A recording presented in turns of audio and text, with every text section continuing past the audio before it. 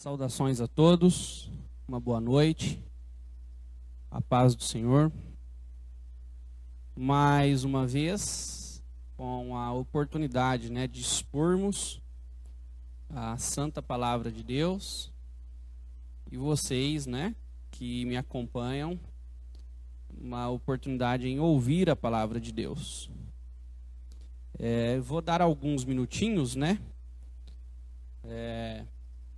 para que aqueles que nos acompanham possam ir compartilhando, com os outros contatos,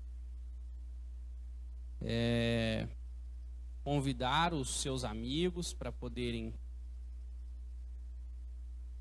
estar juntamente com a gente durante esse período de aproximadamente 40 minutos.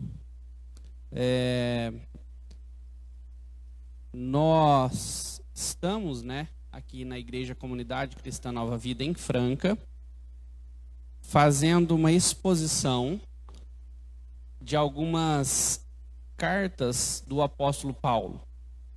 Nós estamos expondo as cartas da prisão, ou seja, aquelas cartas ou epístolas que o apóstolo Paulo escreveu enquanto estava preso. Tivemos a oportunidade já de estudar toda a epístola aos Filipenses. E agora nós estamos estudando e expondo a epístola que Paulo escreveu aos Efésios. Então, na minha primeira fala, eu dei um panorama para vocês, para aqueles que ouviram, falei de um contexto maior e geral. E depois nós passamos então a estudar do verso 3 até o verso 14, e eu fiz uma divisão para ficar fácil, para facilitar o nosso estudo. E na primeira divisão, o nosso primeiro estudo, depois da introdução, nós estudamos o verso do verso 4 ao verso 6, onde nós então estudamos a maneira como o Pai, como Deus elege um povo para si. Depois do verso 7 ao verso 12, nós estudamos a maneira como o Filho ele vai redimir o povo que o Pai chamou, que o Pai confiou ao Filho. E hoje, o nosso objetivo é estudarmos o versículo 13 e o versículo 14, e nós vamos pensar na maneira como o Espírito Santo ele age na vida do povo que Deus chamou. Então foi isso. Nós estudamos o capítulo 1, especialmente do versículo 3 até o versículo 14, e o objetivo hoje nosso é estudarmos os versos 13 e o verso 14. Amém? Imagino que já deu tempo de você convidar os seus amigos, já deu tempo de você se acomodar.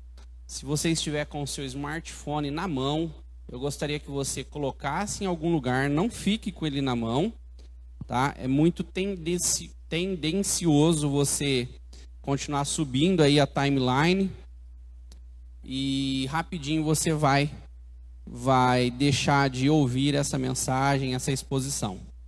Certo? Nós iremos ler então a carta de Paulo aos Efésios. Nós iremos ler no capítulo 1, os versos 13 e 14. A minha versão é a versão NVI e diz o seguinte as escrituras.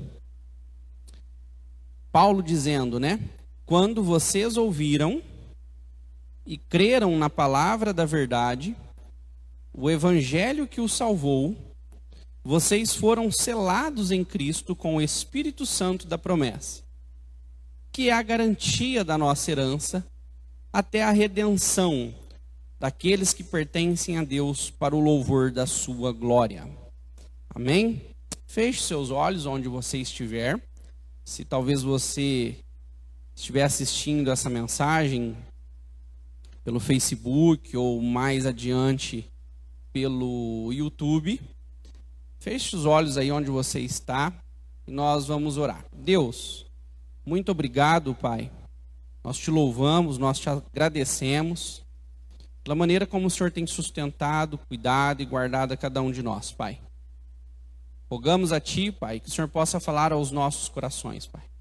Que o Senhor possa abrir os nossos olhos e conduzir-nos, Pai, por esse caminho que o Senhor tem preparado para nós, Pai. Que o Senhor possa nos instruir, Deus, através da Sua santa palavra, Deus. Fortaleça, Deus, o nosso espírito essa noite, Pai. Abra os nossos olhos para que possamos ver, Pai, aquilo que o Senhor tem feito nas nossas vidas, Pai. Gera em nosso coração esperança, Deus. É o que eu te peço e peço no nome de Jesus. Amém. Irmãos, vamos lá? Você que está aí comigo, preste bastante atenção no que eu vou lhe passar esta noite. Efésios é uma das cartas mais importantes das Escrituras. É um dos escritos mais importantes do apóstolo Paulo. Alguns estudiosos vão dizer que é a rainha das epístolas do apóstolo Paulo. E especialmente essa primeira parte que nós estamos estudando, do verso 3 até o verso 14. Irmãos, é um conteúdo denso, um conteúdo maciço. Conteúdo este que forma uma base, né? Que forma um alicerce para a construção e desenvolvimento da vida cristã. Esse é o motivo pela qual Paulo quando está instruindo essa igreja, a igreja de Efésios, começa por esse conteúdo.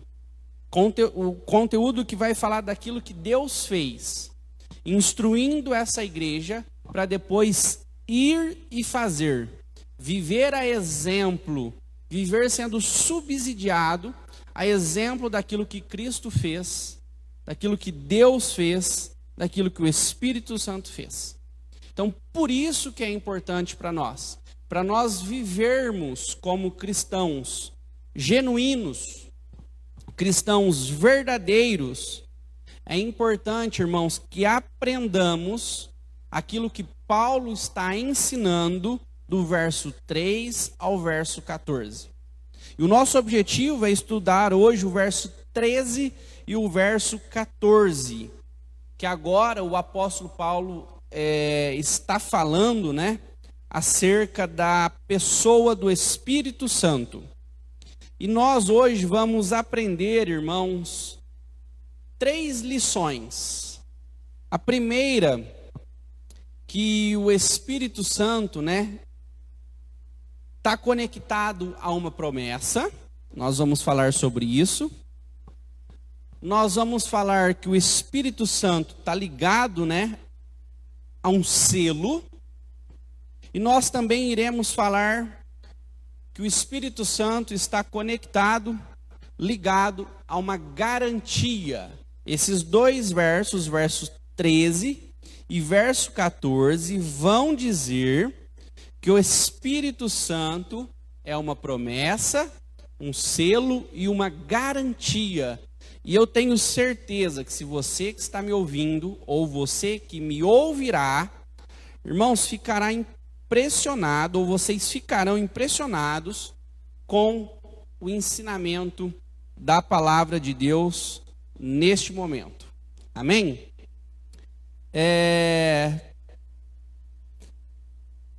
Esse texto vai falar da certeza de que Deus está, irmãos, ativo, trabalhando na vida do seu povo.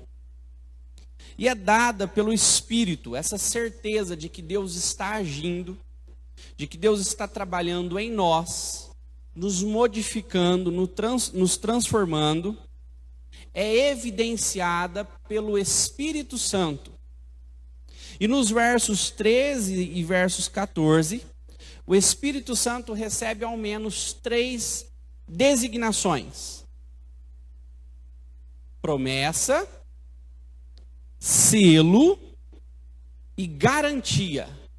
Então, se você está me ouvindo agora, neste momento, se você conseguir anotar, saiba que capítulo 1 de Efésios, verso 13 e 14, fala especificamente do Espírito Santo como promessa, selo e garantia. Nós vamos pensar nesses 3 pontos hoje. E, irmãos, por que Paulo ele está tocando nesse assunto? Por que Paulo está colocando esse alicerce? Vamos voltar um pouquinho e você, juntamente comigo, irá começar a perceber a intenção do apóstolo Paulo. O verso 11 vai falar assim, ó: nele fomos também escolhidos. Quando Paulo está escrevendo e fala assim, ó, nele, né, se referindo a Jesus Cristo, fomos escolhidos, o apóstolo Paulo está apontando para ele e para os judeus que haviam sido convertidos. Paulo está falando assim, olha, eu e vocês, judeus, nós somos escolhidos, nós somos predestinados, conforme o plano daquele que fez todas as coisas segundo o propósito da sua vontade, a fim de que nós, os que primeiros esperamos em Cristo, veja que Paulo está se referindo a esse grupo, a ele como um judeu e aos judeus convertidos, sejamos para o louvor da sua glória. Aí Paulo, ele encerra e ele diz o seguinte, ó: quando vocês ouviram e creram, então veja que Paulo está falando, primeiro,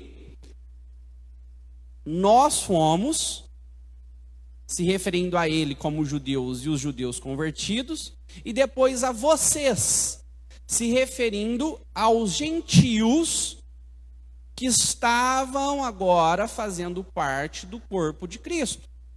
Aqueles que estavam sendo alcançados pelo Evangelho, nós vamos falar disso, sendo alcançados pelas boas novas. Cairo, mas como você sabe disso? Irmãos, a própria Escritura vai nos dar clareza sobre isso. Abra sua Bíblia em Efésios capítulo 2 e verso 12, que Paulo vai falar um pouquinho de como os gentios estavam desesperançosos, ansiosos, preocupados. E diz assim, ó, vou ler a partir do verso 11, tá? Portanto, lembrem-se de que anteriormente vocês eram gentios por nascimento e chamados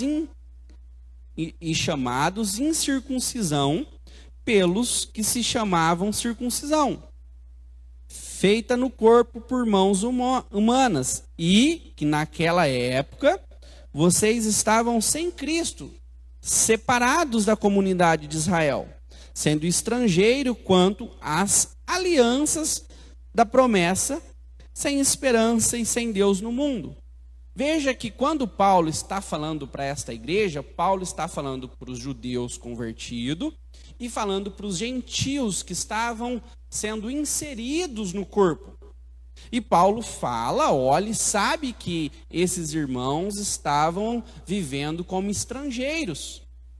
E quando nós estamos estudando o verso 13 e o 14 do capítulo 1, quando ele disse, quando vocês ouviram e creram na palavra da verdade, o texto, juntamente com o que eu li, aponta para que é uma fala de Paulo aos gentios. Amém? E olha que interessante, irmãos. Paulo, então, vai suprir com a instrução bíblica, com a doutrina bíblica, uma necessidade profunda desta igreja que talvez estava impaciente ou com pouca informação e conhecimento da grandiosidade que Deus fizera na cruz do Calvário por meio de Jesus. Talvez estava um pouquinho obscurecido e Paulo então vai trazer luz nesses versos, dizendo que de fato aconteceu. E Paulo vai dizer o seguinte, olha, vocês, né, gentios, ouviram e creram na palavra da verdade, o Evangelho. Irmãos, veja que o que eu irei falar em seguida, daqui a pouco, está muito conectado com dois pontos importantíssimos. Primeiro, o que aconteceu na vida desses irmãos que foram salvos, aconteceu por qual motivo? Primeiro, porque eles ouviram a palavra da verdade. E as Escrituras vai falar que a palavra da verdade é o Evangelho. E que a palavra da verdade e o Evangelho foi o que os salvou. Irmãos, veja que Paulo está falando assim, ó, quando vocês ouviram e vocês creram, vocês foram salvos.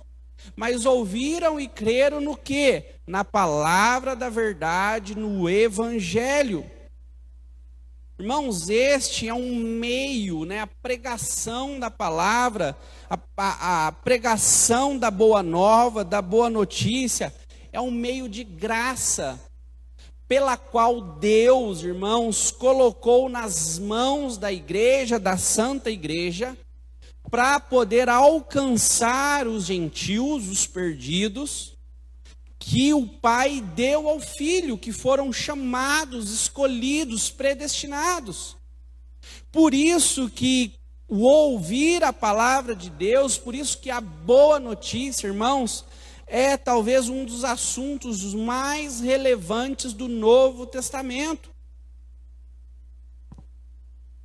E quando nós muitas vezes olhamos, eu vou falar um pouquinho da nossa realidade do século 21, e talvez estamos sentados nos nossos sofás, fazendo, né, alguns julgamentos, que o mundo não vai para frente, que a sociedade não melhora, que as pessoas permanecem e continuam não mudam, continuam nas suas inverdades, a sociedade não muda, as pessoas não tomam novos caminhos. Irmãos, nada disso irá acontecer, nada disso vai acontecer, se nós, a exemplo do apóstolo Paulo, não pregarmos a palavra da verdade, o evangelho que diz respeito às boas novas.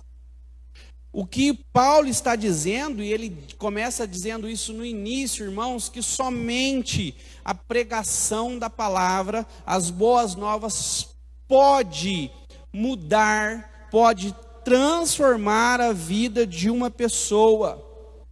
E essa, irmãos, então fazer parte de uma transformação de uma nova sociedade, de uma nova família. Somente assim, as Escrituras é muito clara, para que haja uma nova pessoa, tem que haver um novo nascimento. E o veículo pela qual esse novo nascimento pode acontecer é um meio de graça chamado pregação. Pregação da palavra e pregação do evangelho. Gosto muito de uma fala do John Piper, que ele diz o seguinte: não diga que Deus está em silêncio quando a sua Bíblia está fechada. Muitas vezes a gente olha para tudo que está acontecendo e a gente acha que Deus está em silêncio, que Deus não está fazendo, que Deus não está vendo. Não é isso, irmãos, é que Deus pediu para que nós, aqueles que são de fato cristãos, compreendesse que a pregação da palavra, o evangelho, a boa nova, é a maneira pela qual as pessoas irão ser transformadas. E Deus então vai falar, Deus vai comunicar a sua vontade quando essa palavra for pregada, quando esse evangelho for anunciado, quando as boas notícias forem anunciadas. E nesse ponto então, nós veremos Deus falando.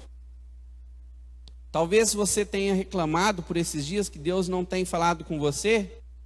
abra sua Bíblia e leia. Não tenho dúvida de que Deus irá falar com você.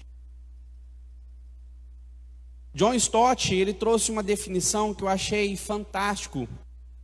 Porque quando eu penso que a palavra da verdade, o evangelho, a boa notícia, quando nós pensamos nesse meio de graça para transformação do ser humano, para suprir uma necessidade do ser humano, veja comigo. Quando eu li para vocês capítulo 2, verso 11 e 12, Paulo estava dizendo que essas pessoas estavam distantes de Deus, estavam vivendo longe de Deus, essas pessoas estavam separadas de Deus, essas pessoas viviam como estrangeiras, sem esperança.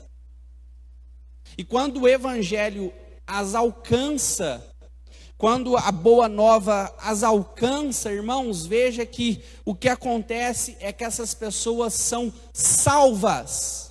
E isso para nós é o mais importante. John Stott vai dizer o seguinte: nós barateamos o evangelho quando retratamos apenas como algo que nos liberta da tristeza, do medo, da culpa e de outras necessidades pessoais, ao invés de apresentá-lo como uma força que nos liberta da ira vindoura. Quando eu estou dizendo para vocês que a maneira como Deus supre, como Deus cuida, se dá através da palavra da verdade e da pregação do evangelho, eu estou querendo dizer que o evangelho pode salvar a pessoa, pode libertá-la, pode transformá-la, porque ela nasce de novo. Precisamos parar com esse negócio. Quando eu vejo, irmãos, vídeos na internet sobre pessoas pregando e toda hora dizendo que o fato de caminharem com Jesus não serão mais tristes, que o fato de caminhar com Jesus não terão mais medo, que o fato de caminharem com Jesus toda a culpa é dissipada, que o fato de caminhar com Jesus as suas necessidades pessoais são assistidas, necessidades pessoais e gananciosas, né? São assistidas, irmãos, isso acontece, mas é periférico. Quando nós estamos olhando para esse texto, diz o seguinte: quando vocês ouviram e vocês creram nessa palavra que é o evangelho, vocês foram salvos. O Paulo está dizendo que vocês foram salvos, porque o evangelho o alcançou. Irmãos, isso é maravilhoso. Isso é importantíssimo. Por isso que eu disse que isso é fundamental, isso é elementar, isso é alicerce para o desenvolvimento da vida cristã.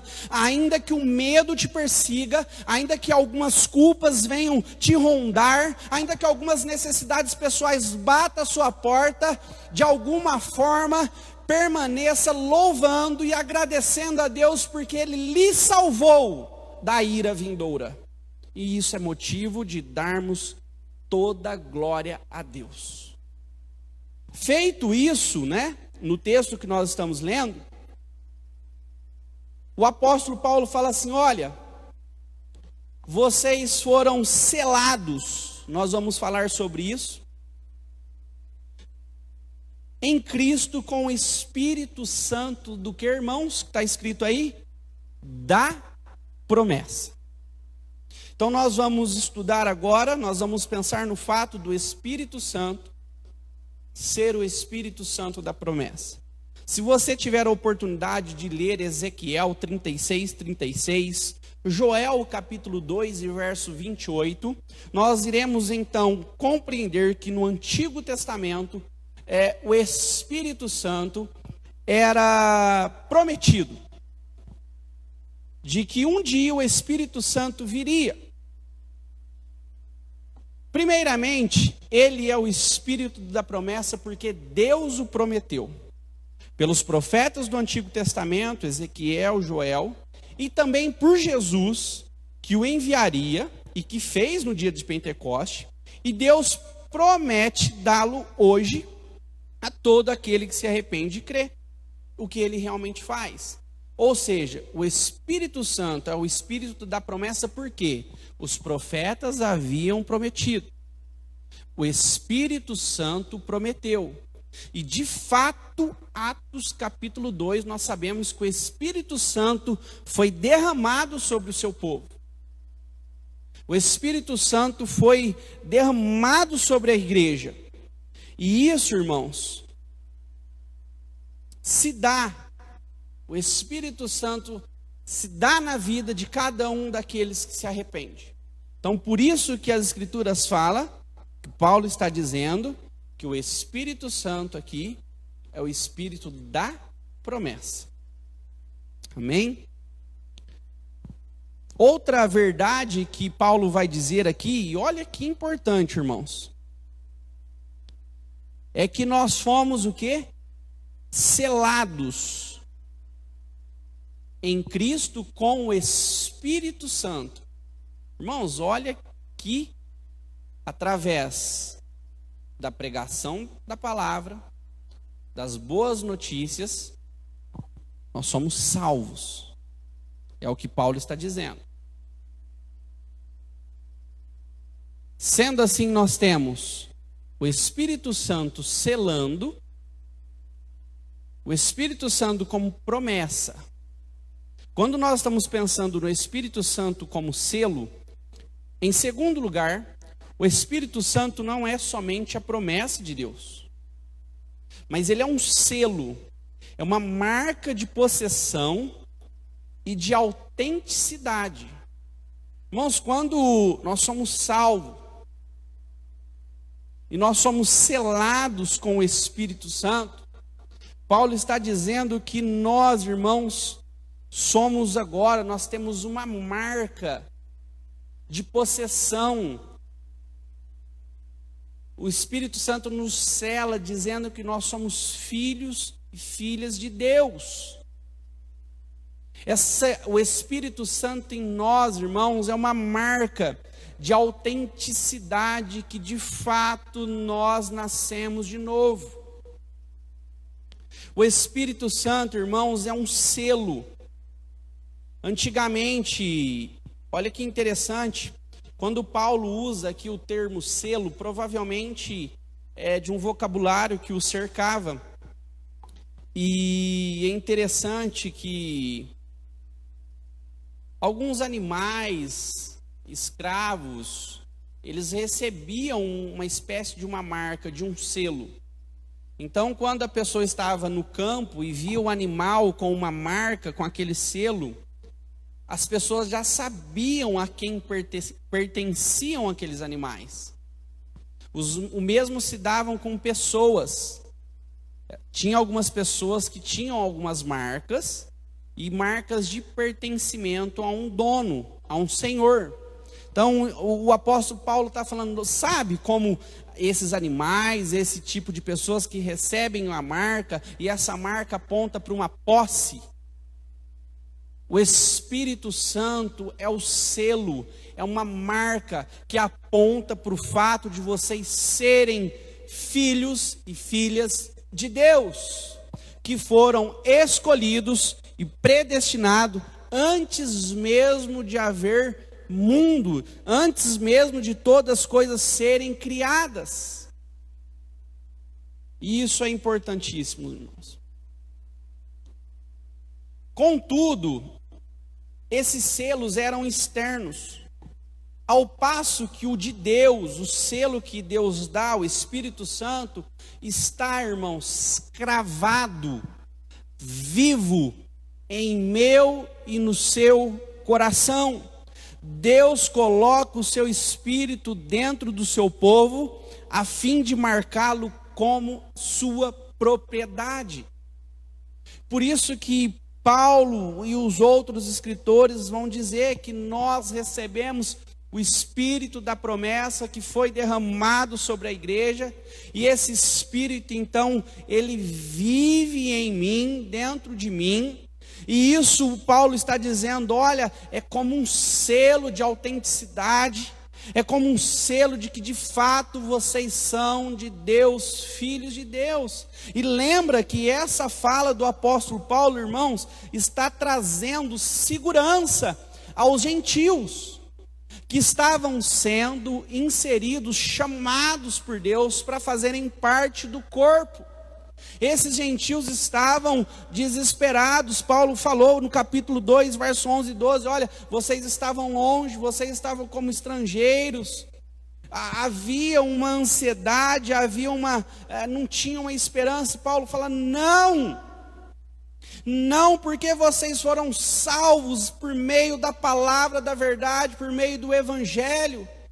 E como se essas pessoas então abrissem os olhos e ficassem felizes. E Paulo, e se não bastasse isso, o Espírito Santo foi derramado sobre vocês por promessa.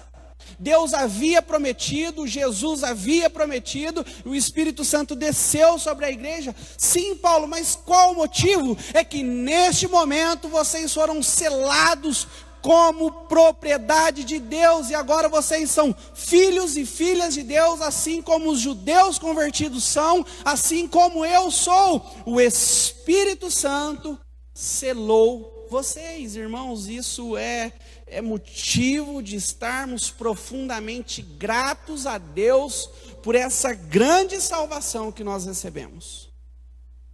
Amém? Então o Espírito Santo é apresentado no verso 13 e 14 como promessa, como selo. E agora, irmãos, nós vamos pensar no fato do Espírito Santo ser apresentado como uma garantia. Em terceiro lugar, o Espírito Santo é a garantia ou penhor de Deus, com que ele se compromete a levar o seu povo com segurança à herança final. Irmãos, confesso para vocês que enquanto eu estava estudando e pensando nesse texto, eu fui profundamente impactado, né? Com a maneira linda com que Deus preserva os santos, né? Como Deus faz os santos perseverarem até o fim. Esse termo que é usado, né, o garantia ou penhor da nossa herança, também Paulo pega de um vocabulário muito, muito utilizado ao redor. É empregada no grego moderno como uma aliança, né? Mas aqui aliança de anel, um objeto, né? Quando uma pessoa, numa transação comercial, ela precisava comprar alguma coisa, ela precisava tomar posse daquilo que ela comprou, ela fazia um pagamento, uma parte do pagamento. Havia um contrato que se dava através de uma aliança, através de um tipo de uma primeira prestação, através de um depósito, de um penhor que paga parte do preço de antemão. É mais ou menos isso que Paulo tem em mente. E quando há esse pagamento, quando há essa garantia, isso valida, né, o contrato. Era mais ou menos o que Paulo estava querendo utilizar. E assim acontece aqui, quando diz que o Espírito Santo é a garantia da nossa herança. Deus, quando envia o Espírito Santo como parte da promessa, Deus sela-nos com esse Espírito que vive em nós, e o texto está dizendo que o Espírito vivendo em nós é a garantia, irmãos, de que Deus já nos deu a nossa herança final. Por isso que Paulo está dizendo, olha, o Espírito Santo da promessa, que é a garantia da nossa herança até a redenção daqueles que pertencem a Deus. Diz assim o texto de John Stott: assim acontece com o Espírito Santo. Ao dá-lo a nós, Deus não está apenas nos prometendo a nossa herança final, mas realmente está dando uma antevisão do que nos foi garantido. Irmãos, isso é grandioso, grandioso. E John Stott continua dizendo, e essa é uma frase para você guardar no seu coração: o povo de Deus é a possessão de Deus, que vive pela vontade de Deus e para a glória de Deus. Vamos lá? O povo de Deus é a possessão, é posse de Deus, que vive pela vontade de Deus e para a glória de Deus. Irmãos, que profundidade de ensino. Não tinha como Paulo encerrar de maneira tão perfeita esse parágrafo de 14 versos. E ele termina dizendo o seguinte, para louvor da sua glória. Eu vou ler o verso 13 e 14 de novo, para esse final ficar claro, fazer sentido. Vamos lá. Quando vocês ouviram e creram na palavra da verdade, o evangelho que os salvou, vocês foram o quê? Selados em Cristo com o Espírito Santo da promessa, que é a garantia da nossa herança até a redenção daquele que pertencem a Deus. Para o quê, irmãos? Para o louvor da sua glória. Amém? Tim Keller vai falar o seguinte, que através da cruz, a minha grande dívida foi paga.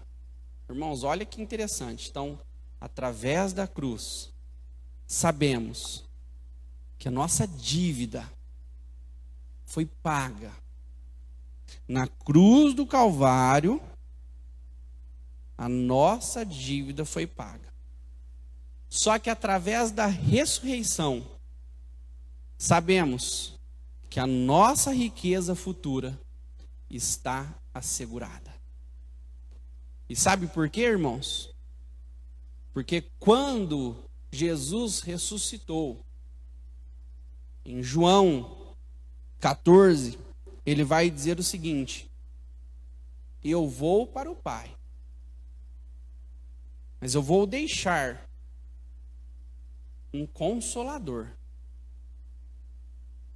Eu vou para a casa de meu Pai, onde há muitas moradas, mas irei deixar um consolador, que vos guiará.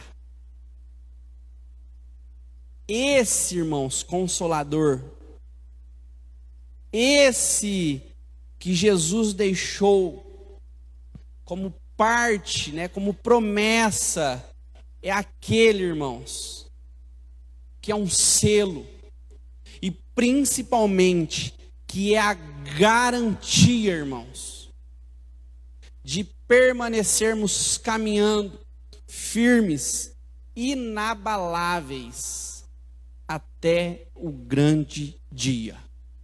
E nós não vamos permanecer caminhando inabaláveis, apesar de nós, das nossas forças, do nosso desempenho, do nosso bom trabalho. Não. Essa garantia de que nós caminharemos até o fim é porque o Espírito Santo mora em nós, nos selou, e é Ele quem nos levará seguros por este caminho até o Pai. Irmãos, isso é grandioso. Amém? Eu vou encerrar a minha fala aqui. Eu gostaria de encerrar fazendo a leitura do texto todo, Nós estudamos do verso 3 ao verso 14, dividido em 3 partes. A primeira parte, Deus elegendo. Segunda parte, o Filho redimindo. E a última parte, o Espírito Santo, promessa, selo e garantia. Eu vou fazer a leitura, acompanhe comigo e faça um exercício agora de pensar nessa construção que foi feita. Faça um exercício de forma que tudo isso faça sentido. Irmãos, leia Efésios, leia. Diz assim o texto: bendito seja o Deus e Pai do nosso Senhor Jesus Cristo, que nos abençoou com todas as bênçãos espirituais nas regiões celestiais em Cristo. Porque Deus nos escolheu nele antes da criação do mundo, para sermos santos e irrepreensíveis em sua presença. Em amor, nos predestinou para sermos adotados como filhos, por meio de Jesus Cristo, conforme o bom propósito da sua vontade. Para o que, irmãos? Para o louvor da sua gloriosa graça, a qual nos deu gratuitamente no amado. Amém, irmãos? Deus. Agora vamos lá, segunda parte. Nele, em quem? Em Cristo, temos a redenção por meio do seu sangue e perdão dos pecados de acordo com as riquezas da graça de Deus, a qual derramou sobre nós com toda sabedoria e entendimento, e nos revelou o mistério da sua vontade, de acordo com o seu bom propósito, que ele estabeleceu em Cristo. Isto é, de fazer convergir em Cristo todas as coisas celestiais ou terrenas, na dispensação da plenitude dos tempos. Irmãos, olha que texto fantástico. Nele fomos também escolhidos, tendo sido predestinados, conforme o plano daquele que faz todas as coisas, segundo o propósito da sua vontade, a fim de que nós, os primeiros, esperamos em Cristo, sejamos para o louvor da sua glória. Amém? Agora a parte que nós estudamos hoje. Olha que texto lindo, irmãos. Quando vocês ouviram e creram na palavra da verdade, o evangelho que os salvou, vocês foram selados em Cristo com o Espírito Santo da promessa, que é a garantia da nossa herança até a redenção daqueles que pertencem a Deus. Para o quê? Para o louvor da sua glória. Amém? Oremos. Deus, muito obrigado, Pai, por essa palavra, Senhor.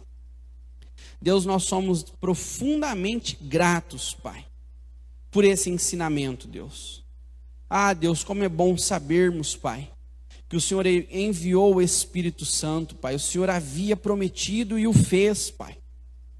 Deus, o Senhor com o Espírito Santo, Pai, nos selou, Pai. O Espírito Santo agora vive em mim, Deus. O Espírito Santo está em mim, Pai.